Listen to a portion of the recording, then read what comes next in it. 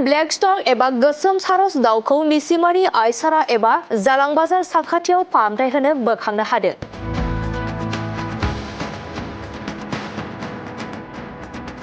सोमखोर ब्रह्मनि हेफाजाबजों हाग्रानि मासे दाउ जुवेनाइल ब्लेक स्टर्क एबा गोसोम सारस मुंनि दाउखौ जोखोम जानाय थासारियाव बोखांनो हादों।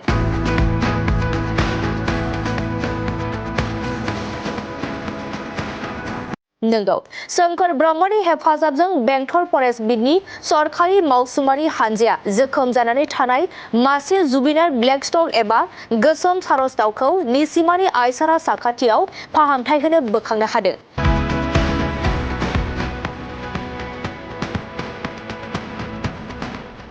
चिरां जिल्लानि बेन्दोंआव गोग्लैनाय निसिमा ओनसोलनि आइसारा गामिनि एबा जालां बाजार साखाथिनि थागिबि सोमखोर ब्रह्मनि बिबौआ बिमा दैलाम साखाथियाव जोखोम जानानै थानाय जुवेनाइल ब्लेक स्टर्क मुंनि मासे दाउखौ मोननानै न'फारसे लानानै थाङो।